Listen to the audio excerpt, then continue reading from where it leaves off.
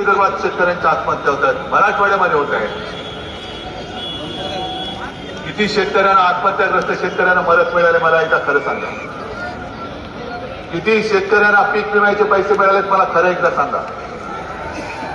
आणि मी आज तुम्हाला सांगतो, मी मुख्यमंत्री झाले होते, एकाने तरी माझ्याकडे कर्जमुक्ती मागितली होती, तरी मी करून दाखवली होती. मी कर्जमुक्तीचे कार्यक्रम घेतले होते का? पण तरी मी करून दाखवली होती. कारण मी काय उपकार नव्हते केले, मी कर्तव्य केलं होतं. हे माझ्यावरती आई वडिलांचे संस्कार आहेत की कोणी मागत नाही म्हणून देऊ नको असं नाहीये. तो मागत नसला तरी त्याला जे पाहिजे ते दे. त्याप्रमाणे मी माझं कर्तव्य केलं होतं. तुम्हाला कर्जमुक्त मी त्यावेळेला करून दाखवलं होतं. आणि जर का आपलं सरकार गद्दारी करून यांनी पाडलं नसतं तर माझ्या मनात मी ठरवलं होतं की 5 वर्षात परत एकदा माझ्या शेतकऱ्याला कर्जमुक्त करायचं. मी आज पण तुम्हाला कर्जमुक्त केलं असतं. बरं, दुर्दैव असं आड आलं की कर्जमुक्तीची आपण घोषणा केली, कर्जमुक्त केलं म्हणजे नियमित कर्ज परतफेड करणाऱ्यांना 50,000 रुपये प्रोत्साहन आपण राशी देणार होतो, नव्हतं देऊ शकतो कारण पैसेच नव्हते हातामध्ये. हे सरकार पाडायच्या आधी मी सुरुवात केली. आज सुद्धा किती लोकांना 50,000 रुपये मिळाले कर्ज आपल्याला आलं की नाही.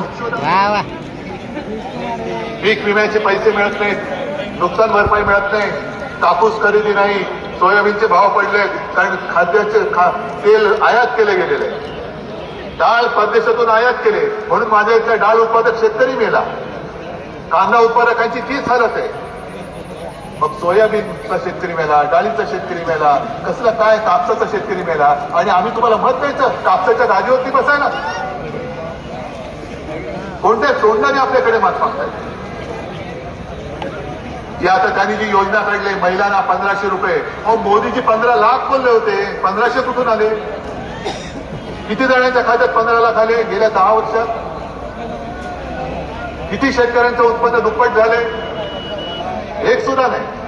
म्हणजे एवढा खोटा बोलणारा माणूस तुम्ही तुमचा नेता म्हणून तिकडे बसवलाय आणि त्याचा फोटो टाकून तुम्ही मतं मागताय म्हणून तुम्हाला मत महाराष्ट्र देत नाही, म्हणून देत नाही.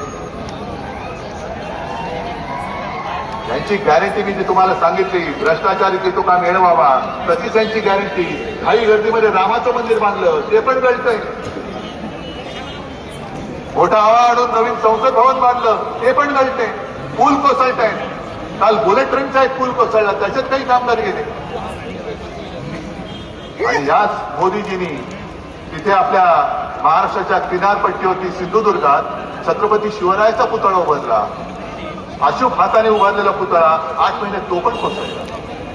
महाराजांचा पुतळा कोसळणं ही जखम महाराष्ट्राच्या हृदयाला फार मोठी आहे.